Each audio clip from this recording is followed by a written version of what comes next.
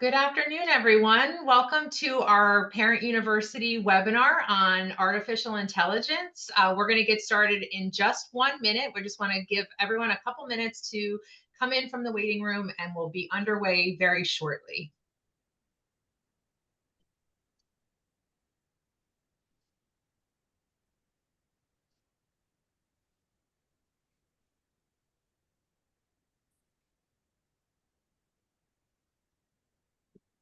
Hello and welcome to our webinar, our Parent University. We're happy to have you. We're just going to give everyone about 30 more seconds to come in from the waiting room. We see we have lots of participants, so excited to have you here at our lunchtime Parent University.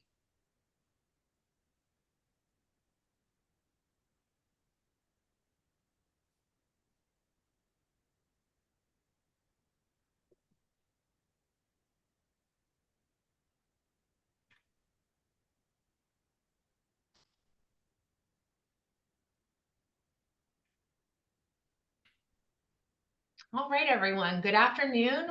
And welcome to our Parent University on Artificial Intelligence.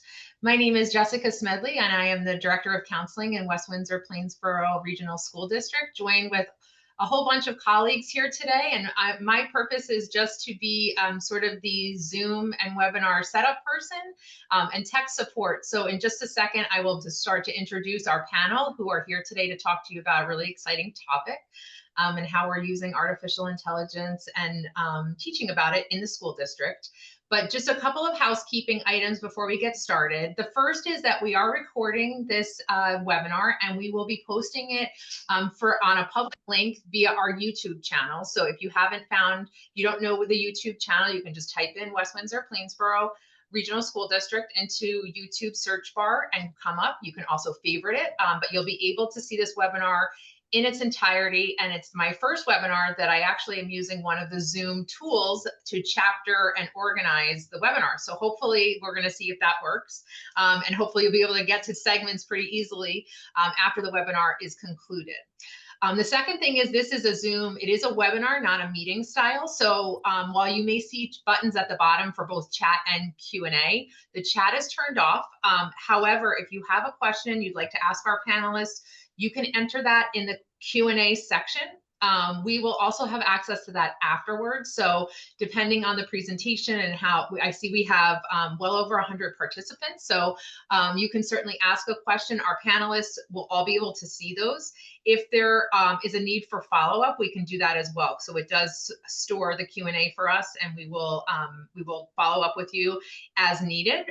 So without further ado, I'd like to introduce Susan Totero, our district's Chief Equity Officer.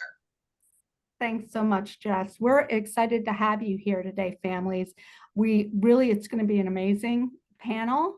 We've got some incredible people to talk to you, and I'll just be facilitating this in a way that allows them to answer the question and hopefully answer some of the questions that you have as well. I'm going to start off with Peter so that he can introduce yourself, and then we'll have the rest of the panelists. Good morning, everyone. Peter James, Director of Technology for the WWPRSD School District. Excited to be here and talk about our artificial intelligence steps, learning, and plans to move forward as a district and community. Thank you. Dr. Warren, I'll pass to you. Good morning, everyone. My name is Ashley Warren, and I am the very proud supervisor of the World Language and Dual Language Immersion team here in West Windsor-Plainsboro. Thanks for joining us. I'll pass it over to Carl Cooper. Hi, it's really nice to see this group. Hopefully we'll have a really wonderful conversation. My name is Carl Cooper, and I am the K-12 supervisor of curriculum and instruction in the district. So, Heather. Hi, everyone. My name is Heather Shanklin. I am the very, very proud principal of Millstone River School, which has our 3rd, 4th, and 5th graders. I'm also a mom of 2 high school students. And so this topic we are discussing today is near and dear to my heart in terms of how we use this moving forward as educational leaders and instructors. But I also care deeply about it because I have 2 students who are learning. And so I can see this from both lenses. And so I'm really excited to be here and part of this discussion today. Thank you, everyone. We're going to get started. And just as a brief introduction, as Peter said, the goal today is really to talk about what AI looks like right now in our schools, knowing that it is constantly changing.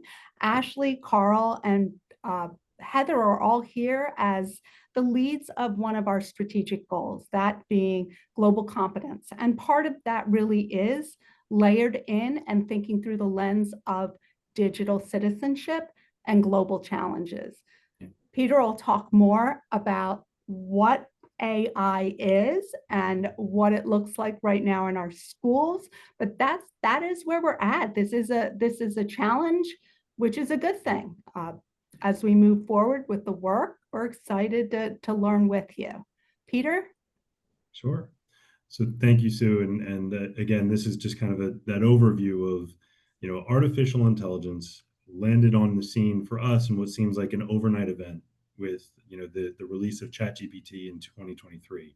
But this has been coming along for a long time. This has been growing in the technical framework of what this will be, what it could do, in the ideas of how this exists. And everything that we come to as we work is to really understand that artificial intelligence tools are useful tools that students and teachers and parents and community members will use to do a variety of tasks. And those are all unfolding in front of us as we even speak and think about just artificial intelligence in general. So now let's kind of focus in on schools, right? Schools are about having learning objectives, deep learning for students, picking up of tasks and skills that can be applied to future tasks and skills, transferring knowledge across. And that doesn't go away. Just because there's a chatbot or a tool or something to work with doesn't mean that learning can go away. So artificial intelligence tools can support learning because there are ways to use it such that students can get immediate feedback, could get feedback on topics that they might not have a resource for otherwise when not in the classroom, could get generate additional resources to just kind of understand and practice more of the work that they are doing and meet the goals and learning objectives set forth by their teachers and their peers within the subject area. So those are all the positives, right? We're going to hit a lot of the positives because that's really the framework here. But that also leads to a lot of questions about what happens with data as it goes into these tools. Where does this lead as far as security? What are students creating and how will they know what to create and what not to create? Those are all parts of what we're learning and leaning into. I think it's important for everybody to recognize and realize we are a Google district.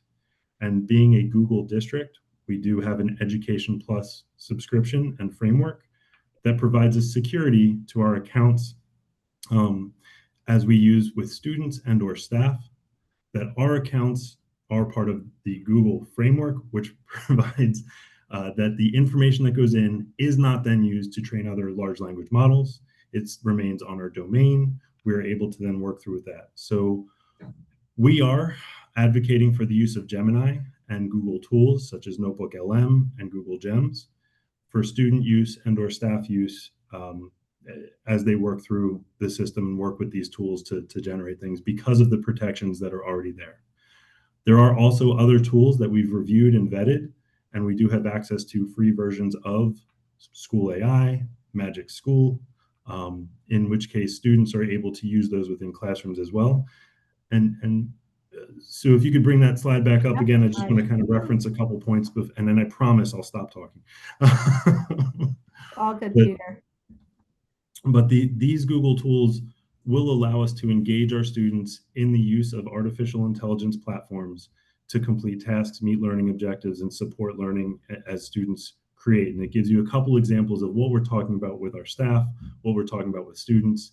And that leads to really the burning question of how will my child know if they're allowed to or not allowed to use these tools?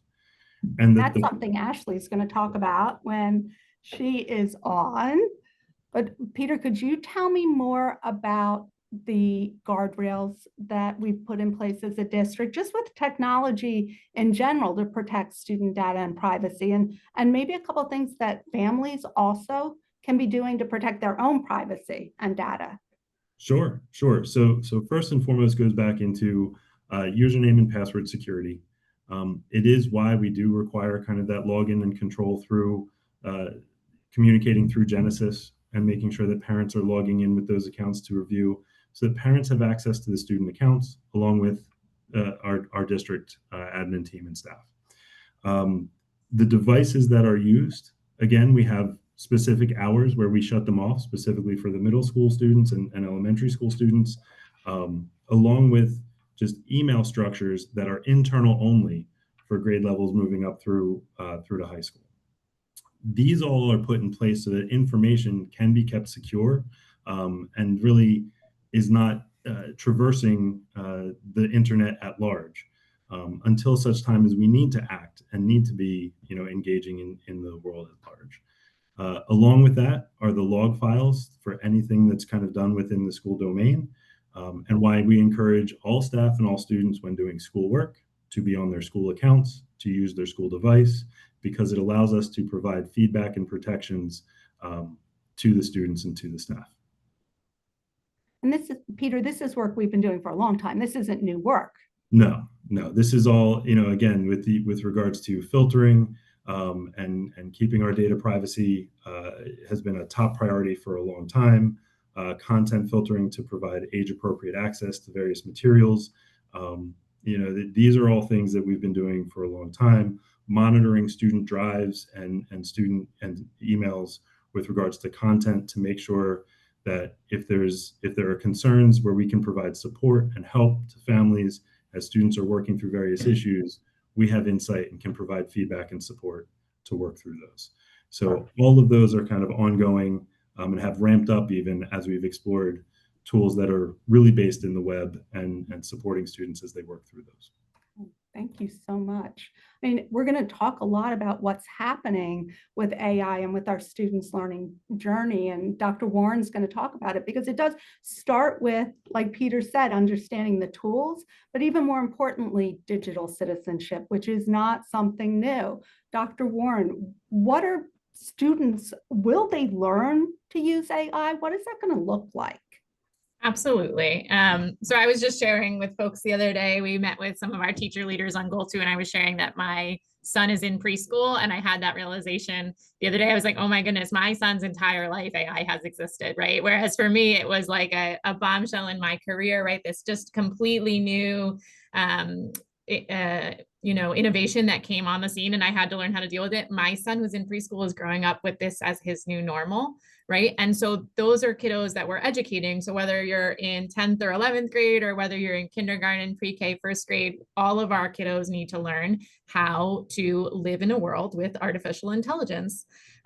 So when we think about how kids will learn to use AI, we know that first and foremost, we want kids to use AI responsibly, ethically, and effectively, because it really is a 21st century skill that we need to address in age appropriate ways. So sometimes, and I'll just share, I worked in preschools, I worked in daycares, I taught kindergarten for several years in the district here. So I can see, and I can help our early primary educators think about, okay, like when we talk to kiddos about like, it's good to know your address, it's good to know your phone number, and stranger danger, right? We don't just give our address out to anybody on the street. We don't just give our phone number out to anybody we meet, right? The same thing is true with a device. If the computer is asking you for personal information, like your password or your address, that's something you need to check with an adult before you give, right? Because just like we wouldn't tell somebody at the park all this private information about us because we don't know them, we wouldn't do that with a device either. And so those are just examples of some of the age appropriate ways we start to interact with our youngest learners here about how to keep their information safe as they're navigating an increasingly technological world that includes AI, right? And then you can, we could give examples all throughout, but the older our kiddos get, right, we have questions about like, okay, great, you wrote this beautiful thing, and then you used AI to make a digital representation or a schema or a visual graphic to go along with what you wrote. How are you going to cite that? How are you going to attribute that source that you use, right? So the learning looks different in every level, but yes, we are absolutely committed here in WWP to making sure that kids learn how to use AI responsibly, ethically, and effectively across the K-12 spectrum. I'll allow anybody else on our panel who wants to add in I wondered about that, Carl, from your perspective. You're working with multilingual learners and working that department through. Can you talk to us about maybe some of the tools that are supporting our multilingual learners? Yeah. So we are trying to use Gemini, because Gemini, when you use either the student account or an adult district account, it protects the data.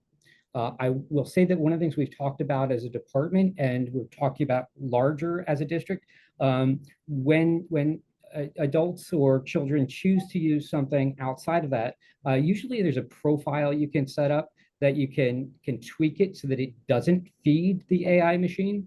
And so, for instance, ChatGPT, you can have something within your settings that you are not improving AI. And so in terms of keeping our data safe, we are trying to make sure that we stick within Gemini, because we know that it has some protections. And so, for instance, one of the things we're doing as a department, we often want to modify resources that would make them accessible to students at the early proficiency levels. They're just acquiring English. And so we're working on how do we do that? How do we set up a notebook LM that we would put in resources that would help artificial intelligence to modify resources to get them at the appropriate reading or language level. We're, however, really trying to focus on the idea that we want to use this for instructional purposes. And so throughout all of the work that we're talking about, how do we design instruction and design resources that were actually focused in on reading, writing, speaking, listening, and skills. So it's a really vigorous, interesting conversation about using AI to develop materials. We're going to be transitioning into a place, I know Ashley with her department has been working on creating AI gems and resources that would allow students to interact with AI in a way that would structure conversations and help the students to use it effectively. Yeah, and one of the questions that just came in on the Q&A here is like, okay, so what professional development have teachers received to learn how to use this? So I could just speak, I know things Mr. Cooper, you just talked about in our department, what we're doing, right? And so Mr. James was able to come. We had a department meeting for world language teachers, about 65 world language teachers, K-12, that met last week. And we learned how to create and deploy a gem, which is like a bot within Gemini. So kids are logging in, staff are logging in with their secure WWP RSD account, and the parameters are set. And so we learned how to make it, we practiced making it, and then we tried to do it with our own students. And so just to give you, an example of what that looked like, in the world language classroom, the only expert or most proficient person in the French classroom or the German classroom or the Chinese classroom or the Spanish classroom is the teacher, right? Because kids are learning those languages, but not all 25 kids can have access to the teacher at the same time. So it becomes this challenge of how do kids get meaningful, personalized feedback in a quick way, right? Feedback 2 weeks later is not feedback, or it is, but it's so far removed from the original utterance or the original statement that a child wrote that it's really hard for it to be actionable. So we worked with our team to say, okay, if a teacher's working with a small group of students, providing them with oral immediate feedback on their spoken French, what can the rest of the class be doing so that they are also receiving immediate feedback, right? And so I remember back in the day when I was learning a language, it was like, well, you flip to the back of the book and you look for the answers, and all you know is if you were right or wrong. And that was a type of feedback, but it wasn't personalized and it wasn't helpful, and it didn't give you a new direction or give you additional questions based on what you got wrong or not. So we designed a gem that would give students the opportunity to read AI created text and answer questions, but we set the parameters of the gem to teach the students along the criteria of the rubric what they were doing well, what they could work on, and to give them follow-up questions consistent with their needs. So if they rocked it, they got more challenging questions. If they showed that they needed support in certain areas, the gem would then explain to them what they needed work on and then give them questions. So the teacher was still playing a vital role, and the teacher created the gem and created the parameters and gave the criteria, but the teacher was getting to work with a group of 5 kids, like one-on-one or in a small group setting, giving really intentional attention to those kids while the rest of the students were receiving personalized feedback. So that's just one example of what it looks like to use AI integrated for instruction to meet student needs, and the teachers received feedback and training and examples to practice that before they did it with students. We've got And- some questions that I know we plan to answer. It's always lovely when that happens. Heather, I'm going to pull up the slide. One of the questions is, can AI be used on assignments? And the other part of that question also is, when do we start doing this work? How old are students? And Ashley, you talked a little bit about that. But Heather, could you speak to that idea of like, can AI be used on assignments? And do our students know this? Okay, that's a great question. And we know this is one that many families are wondering about. I know I wonder about it when I watch my own children work on their high school assignments at home. And the short answer is it really depends on the assignment. In West Windsor, Plainsboro, we are clearly communicating to the students when AI can and cannot be used. We developed this stoplight symbol to use as a guidance and guideline for both the teachers and the students, because it's one we can all connect to. We drive through stoplights every day. We know red means stop, yellow proceed with caution, green means go. So in the world of AI and in classrooms, our teachers are letting students know when it is acceptable to use AI using this symbol. Red meaning it's not permitted. We're not using any AI on this learning experience. Yellow meaning that students can use it under specific guidelines that are created by the teacher and shared with the students. And green would simply mean that they are fully permitted to use AI. It's important to know that all assignments default to red. So if a teacher has not said to the class that they're allowed to use partial AI or full AI, it is assumed that the students cannot use AI at all. We also like to think of this as like when you go to the gym and you have a personal trainer. So a personal trainer is somebody who gives you tools and strategies to use to get stronger. But if you had them doing all the activities and you weren't actually doing what the personal trainer was walking you through, then you wouldn't be getting stronger. So we think of AI as being an opportunity to assist in our learning, be a personal trainer for students. The example that Ashley gave with the world language Geminis and how our gems and how the teachers were able to create that for the students and then pull a small group and focus on that small group, then the AI almost becomes like a co-pilot for the teacher so that they're both able to get all of the students the support that they need in that situation.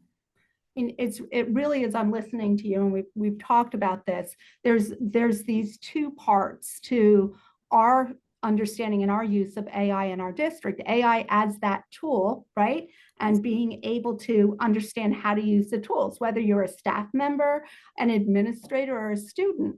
But you're also talking about something else, and this kind of hits a couple of the questions, the critical thinking skills that are essential regardless of whether there's a tool or not, and how we're continuing to work through those. And also, what age are we incorporating AI in our school district? And we are a one-to-one device school district, but that's absolutely not in kindergarten. But one of the skills we know we are teaching in kindergarten when we have our students is understanding that you've always got to look and see whether or not something seems like it's real. And that AI literacy also becomes understanding the perspective that AI is taking and testing it, being in a space where the kids are allowed to test it. Can I just add? Yeah. Can I just add? I think it's also important to note that though we were giving examples of like what the world language department is doing, right? Or what, right, unique teachers might be doing in their classrooms, because obviously in a school system, you're going to have that happen, right? We also have places where students are universally exposed to these topics in a way that makes sure that every single kid gets contact with it. So one of the ways that we do that in a school system is by embedding something in the curriculum, right? So all third graders begin to take a technology class, right? So if you, so Dr. Ray is not here, but we were able to speak to him. And so we know that AI has been embedded in the 3rd grade curriculum as a place for students to get that introduction. That's not to say that before 3rd grade kids don't know about it or don't talk about it or don't hear about it with their teacher, but they get formal technological instruction on what AI is starting in 3rd grade in this class that's universally available to all of our 3rd graders. Our 4th and 5th grade teachers are piloting lessons related to AI, and Dr. Ray was sharing that there is the hope that the curriculum will be revised to include that as we move forward. In our 6th grade, we have a new media class that is required. And so AI is integrated into that curriculum from a research lens. So what does AI mean for research? And so all 6th graders at some point in their 6th grade experience have access to that media class, and they're thinking through, what does AI mean for research? And then there is also a technology cycle class in the middle school that also has AI integrated into it. So I just want to make sure we're also sharing, right, that there are touch points that we have throughout our sequence where students are encountering this in a curricularly embedded way.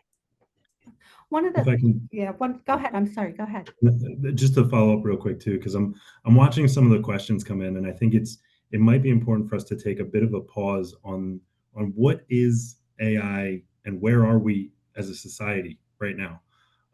Because again, I think it's important to remember, as far as what these tools can do, as far as where they begin to be embedded within the selection models, within the prediction models, within all these things that students have access to both in school and out of school, they are engaging in this whether we recognize it or not. And society has accepted this, whether we want to or not.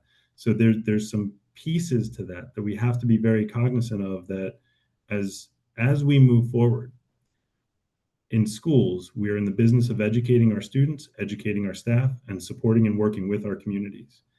And our students really, really do need these lessons that Dr. Warren was just speaking of within the 3rd grade, and the specifics on how to use, and some prompt engineering guidance to understand that what you put in is what you get out, to understand that the AI tool is trying to predict what you want it to, what it thinks you want to hear, that these tools really do have some specific structures to them that all inform how we use them. And that's really the engagement and the goal of teaching here. Policing the AI use in the framework of a classroom and a structure within a classroom and classroom management, absolutely 100%. Trying to find or keep up with the latest and greatest tool that's going to detect something that works this week and not next week is not necessarily something we're trying to track down. It is about teaching and learning the skills for overall use within the student learning and meeting the objectives and the goals of courses. That's a great transition, because when you talk about that, Peter, it's not just on the teacher or on the family or on the administrator, it's on the students too. Carl, could you talk about what student responsibilities are when using AI? Because to me, when I look at these, and I'm going to pull them up, they're not much different than the responsibilities kids have had all along, that students with technology have always had some responsibility. Thanks. So, yeah, I think that the primary responsibility for students is that they have responsibility to use AI for learning and not to outsource the thinking.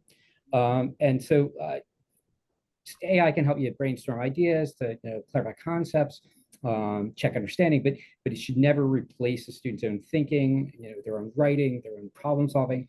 The goal is to learn with AI rather than to let it do learning for them. So, for example, there is an app, PhotoMath, and you can take a picture of a math problem, and it will add fractions together. It will solve algebra problems. It'll solve multivariable calculus problems, and it's an amazing resource. And that can be a really useful tool for learning.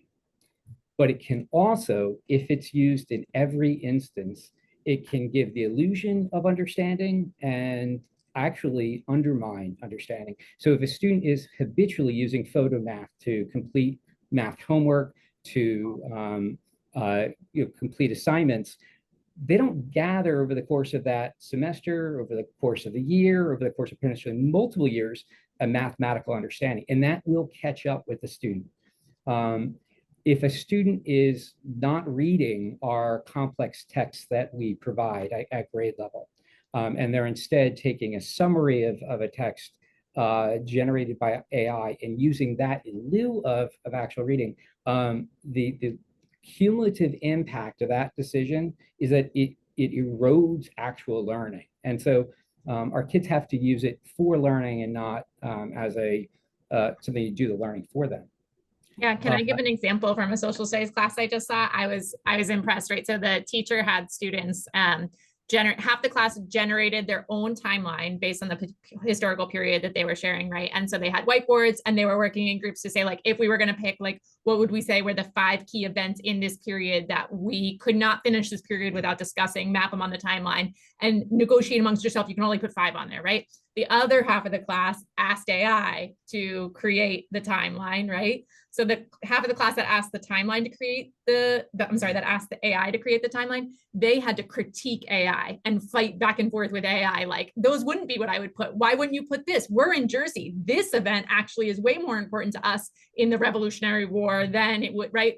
The group that all decided among the 5 of them and made it on the whiteboard first, then asked AI for feedback and then had a discussion like, well, should we have changed what we did or not? But when I watch this, right, when I'm thinking about this, at no point was critical thinking diminished. In fact, I think it elevated the critical thinking because they were using AI as a mechanism for feedback with the teacher's permission, because that's how the teacher set up the parameters of the activity, right? And so kids were able to go further and engage in a deeper way because they were using AI, but it wasn't like the kids just used AI, hit copy paste, turned it in, and then got a grade on it. That was not what was asked, right? This was all overseen by the teacher and orchestrated by the teacher. And then they had that reflective conversation. Okay, this side of the room used AI first. This side of the room used AI second. Which did you like better and why? What pushed your thinking and why? Next time we do this, how do you want to start? Do you want to try it on your own first and then get feedback? Or do you want to get the activity and then critique it? And how does that help our work as historians? So it was just really neat to see this living out in different disciplines and the ways that the teacher can set up the assignment so that critical thinking is not compromised. Yeah. It's interesting because that is hitting a lot of the questions that are in the chat. Correct. And thinking through like that for us, when we think about AI, like I said, there are the tools that we can use. And let's be perfectly honest, we've had calculators and spell check for a really long time now. But our focus really in the district is understanding and supporting kids and having digital literacy. You want to speak to that, Carl? Yeah, absolutely. Thanks. So AI doesn't always give the correct answer. There's a lot of talk about hallucinations, and it's absolutely true. AI can give wrong information. It also can give biased information. So a lot of what is fed into AI systems, it represents a larger part of society. And so problems do enter into the answers generated by AI. So our students, another responsibility in addition to using AI for learning is to develop critical thinking and interrogate what AI produces. And just as Ashley's example from the social studies classroom, there is an interrogation going on. There's a judgment, and that's one of the things that as educators, we have to help our students generalize that and develop that skill. So one of the things that has been a large part of all of our conversation about AI is about academic integrity.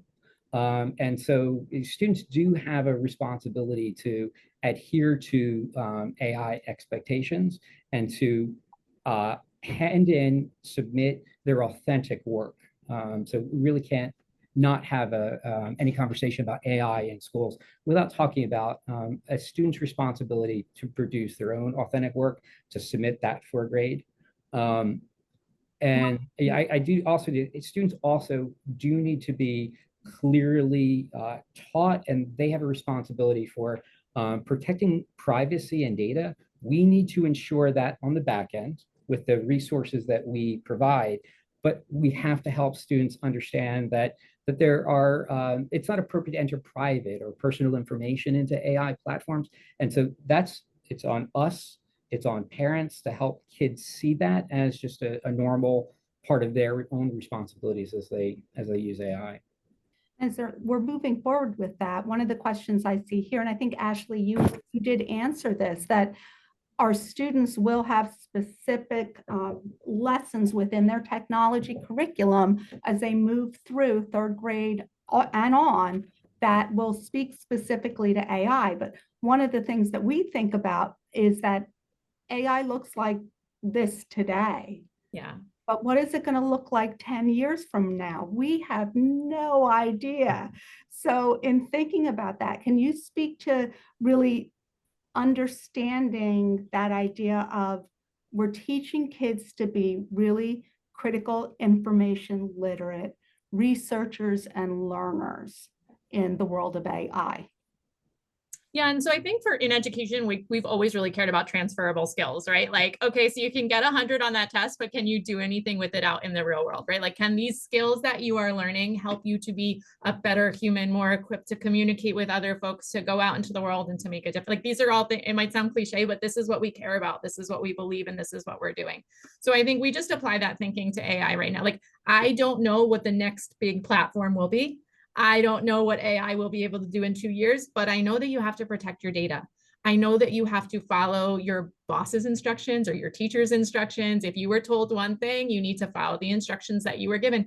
And to teach kids to self-advocate, I would just share too, as I look at a lot of the questions, well, what if, and what's happening when, and what if I think we just need to remember that this is new for a lot of us, and we all have different entry points into this. Some of us, our professions might be really highly technological, and others of us not so much. And so our teachers are learning how to navigate teaching in the age of AI. Our students are navigating the world of learning in the age of AI. As administrators, we are learning how to help support everybody in our school in the age of AI. So I think one of the transferable skills we teach students, and I would just encourage us to keep teaching students, is if you don't know, ask. Advocate for yourself. If you're confused, are you allowed to use AI? How is AI impacting our curriculum here? Why teacher, are you choosing to use this particular platform? A spirit of inquiry, of like most generous interpretation, and the hope that the teacher can engage with you and help you understand it, right, is something that we would encourage at every level. So if the assignment is red and the student is frustrated that it's red, ask, why is it red? Why can't I use it right now? And the teacher will help explain, because I am trying to get at just your work independent of any other tool. If it's green and a student is frustrated or confused, they get to ask, like, well, what tools can I use? I don't know how to use them. Help me use them. So I would just share that, like, one, we care about transferable skills, right? And using AI is a transferable skill. And then two, we want to help kids and families and teachers ask those good questions and have those conversations so that we can move forward intentionally, knowing the purpose behind what we're doing. It's interesting because I think about my children are grown, but when I was in college, I still had to be able to critically evaluate what it is I was looking at when I was doing any type of research. And that is what we want to prep our students for. Yes, we want them to be able to write really great prompts, and that will be embedded within the coursework and the curriculum that they'll have. But more importantly, are they able to look at any type of media, film, pictures, articles, original documents, and critically evaluate what it is they are seeing, and understand, as all of you have said, that whenever we're talking about AI, it is coming from a perspective, and there is absolutely the possibility of an incorrect answer. Thinking about that, and thinking about, like you just said, Ashley, the teachers, they're the front line in this, right? Heather, can you speak to the kind of training that teachers will receive to effectively integrate these AI tools, but also to remind them that they've been teaching this digital literacy their whole career? Absolutely. You know, that was something I was thinking about earlier, that we've been teaching our students this from the beginning of Google. Yeah. Anytime they researched anything, one of the first lessons we started having with students is, did we look at the source? Do we know it's viable? That kind of language around the digital literacy world has been happening for years. So students are used to being critical about things they find on the internet. And, you know, we have third, fourth, and fifth graders in our school. They love to prove things wrong. They love to find mistakes, and they feel good about that. So that type of learning and that type of thinking will absolutely continue with AI. In terms of our staff professional development, there's a lot happening.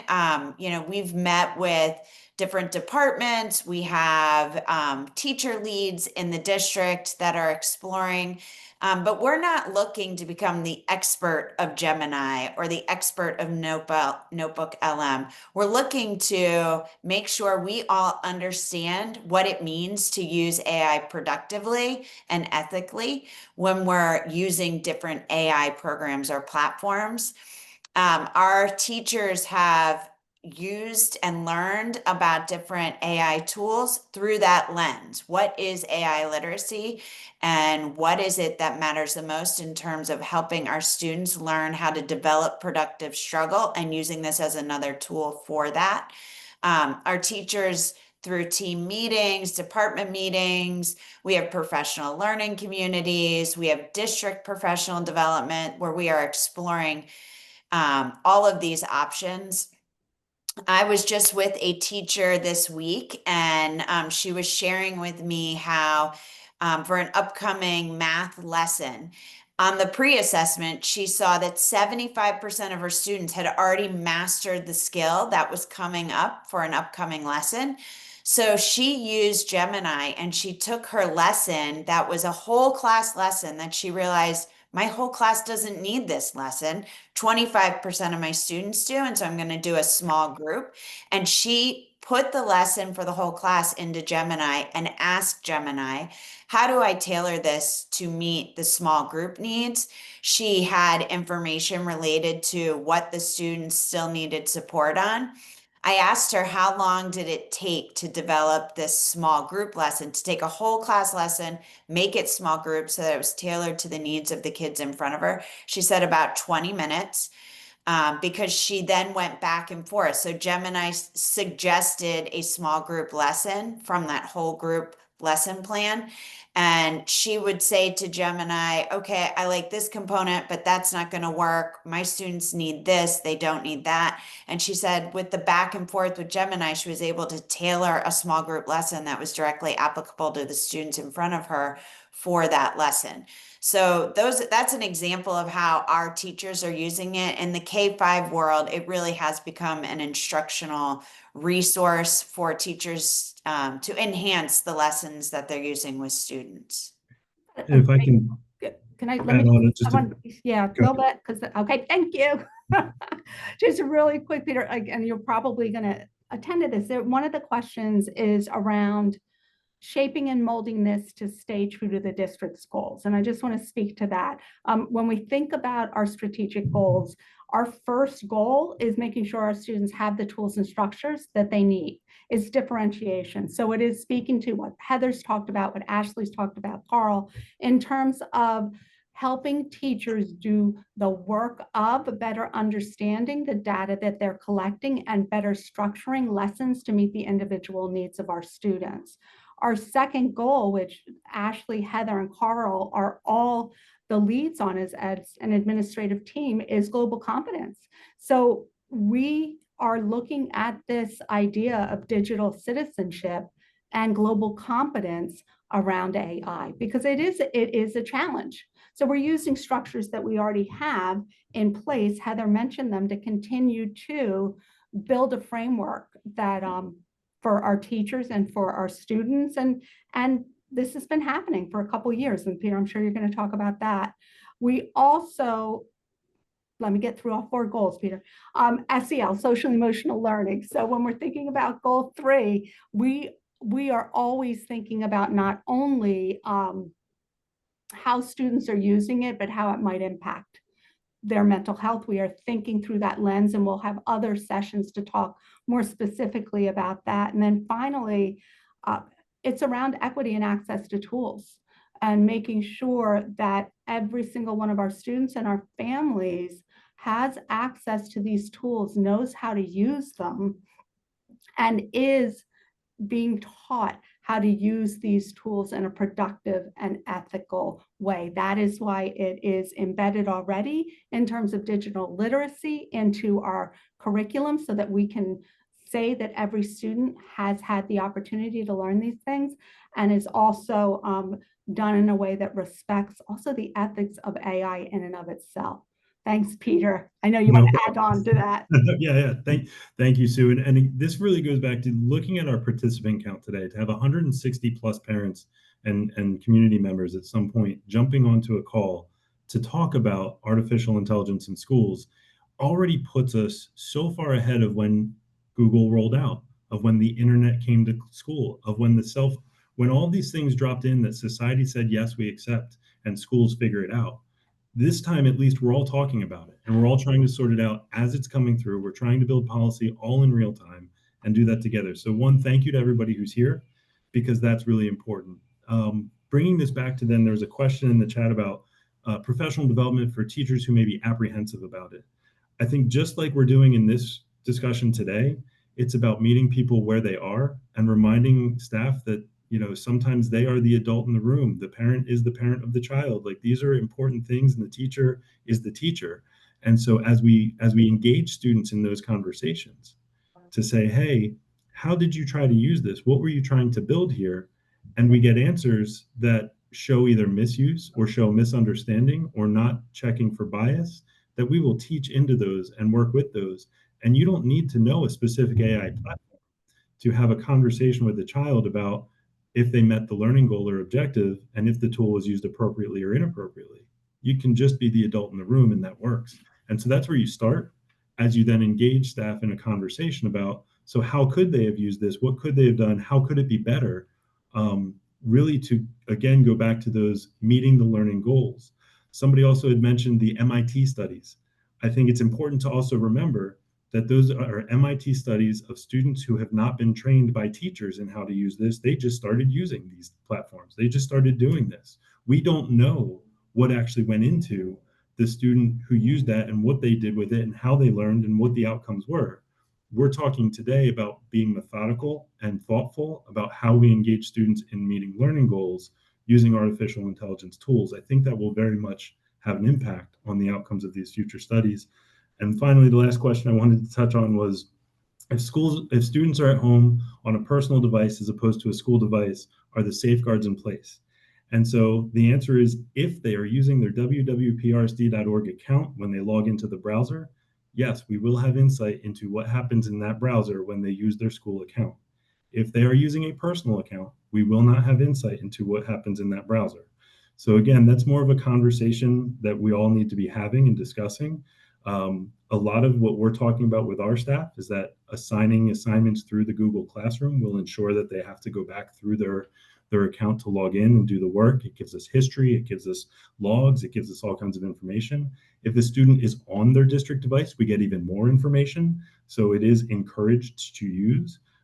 It's why we provide, so that they can have that, because it also protects them, right? If there's a situation where we need those logs to show that the student did exactly what they said, then we can get those when they've been using the school device to do schoolwork, because that's the easiest way to follow the acceptable use policy. I hope that helps and wasn't an overload of information, but it's perfect. I mean, we've talked a lot about that idea of academic integrity, but we've also got some great questions around how will we know? Let's say we're not, any tool is not going to specifically let me know that this student used AI unless we know they've copy pasted it, and we can figure that piece out. But what will it look like when a teacher is looking at work and thinking through that lens of feedback and authenticity? I mean, I know when I was in the classroom, I really knew who my students were. Ashley, I'm wondering, in your department, you've had Google Translate for a while. So talk to me about the human part of this, the part where the teacher and the student are together learning about AI when a teacher notices something's not right here. Yeah. So again, y'all can think it's a little corny, but for me, it always comes back to relationship, right? And so teaching and learning is a really relational act. And so those kids that are in the class with a teacher, they know their teacher knows them, right? In the ideal world, like that's how we want it to be. And so I've worked with members of my team, my world language department, where a teacher comes to me and says, like, hey, this is Spanish 1, and the work that was submitted reads like a master's thesis, right? And so like, it's a moment to just be like, okay, we are learning colors, numbers, days of the week, how to talk about the calendar, how to explain your school schedule in Spanish. And this child just wrote multiple paragraphs and submitted it, right? So it's a moment to sit down and say like, all students make mistakes. All students are learning, right? You know, I'm a mom of a preschooler. We're testing boundaries and learning what, right? Like that's like what's going on in my house right now. And that's not much different when we're in high school. It doesn't mean that it's right. It doesn't mean that, but this is all part of our job, right? So we sit with a student, we say, hey, this was the parameters of the assignment. No AI was permitted or Google Translate, because I know that you're a level 1 student and I just want to see what you're able to do with all that we've learned in class, and what you turned in doesn't sound like you. And then just let the student respond. Sometimes the student right away is going to tell you like, I know, but I was pressed and I had 5 other tests and I had this and I had that and I just made the choice and I did it, right? And then that's an opportunity for a restorative conversation and a plan moving forward of what we do. Sometimes the student doubles down, and I'll just be honest. Sometimes like, no, that's really me. You know, and we're like, really? Like you're in Spanish 1 and this is just, you have created this really long. So that, okay, no problem. So the teacher has some, you know, just because there's lots of questions about this in the chat, I'll give some of the specifics. So the teacher has some ways that they can verify this, right? So we can go into the Google Doc version history and see, did all that text magically appear in one click? Well, you didn't write 3 paragraphs in one click. So that text was copied in from somewhere, right? We can have GoGuardian set up if the assignment was done during class, so we can see which sites the student visited while in the class, logged into their Chromebook on their WWPRSD device. So we can say, really, you're saying you didn't use ChatGPT or Gemini or any of these, because I can see from your browser history that you had that open and you were interacting with that tab while you did this device or while you did this assignment.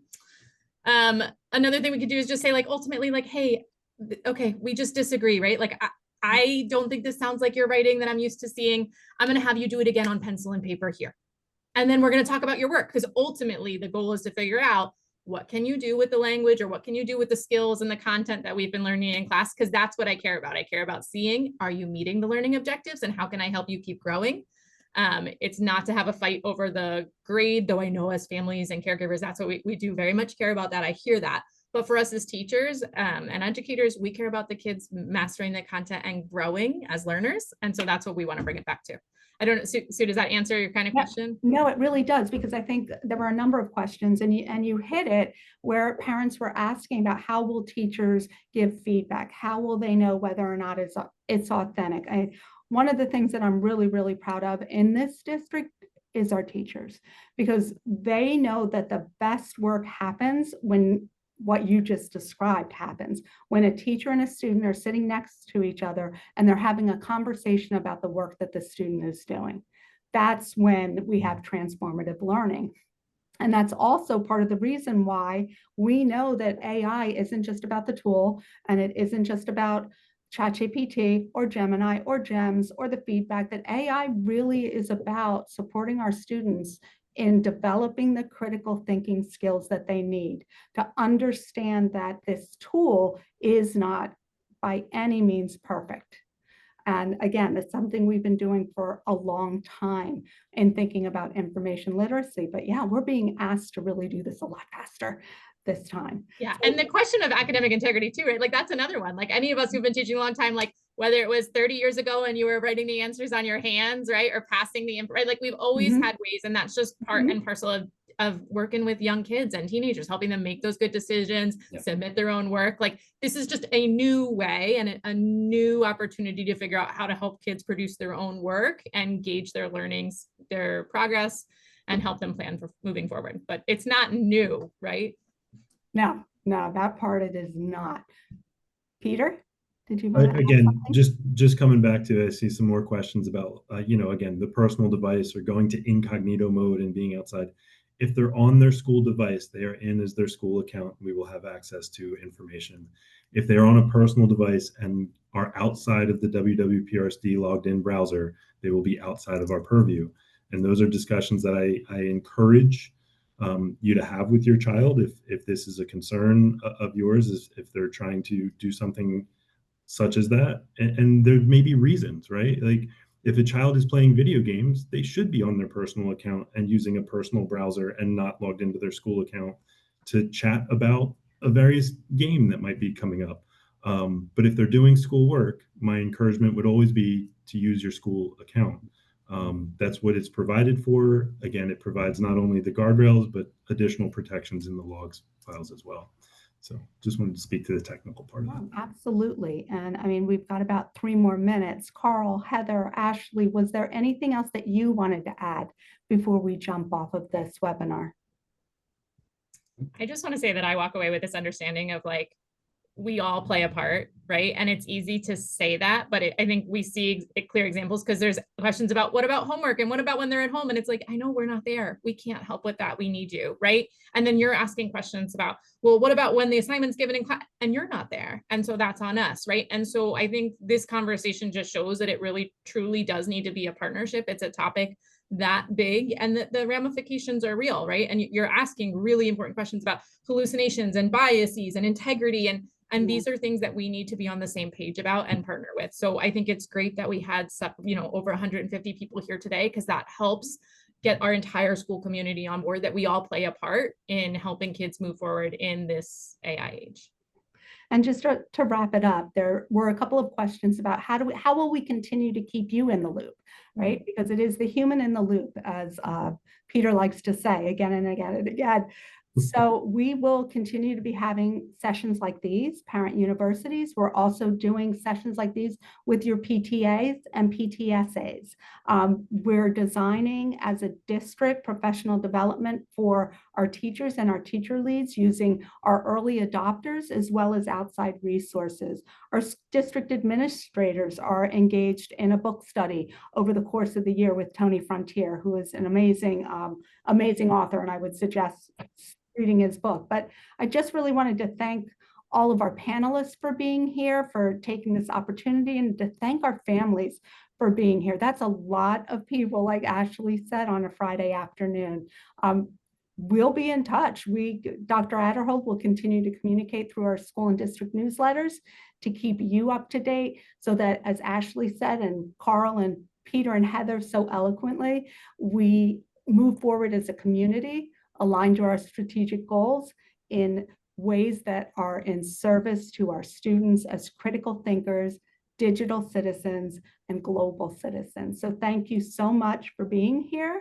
And we're going to sign off with that. Thanks, everyone.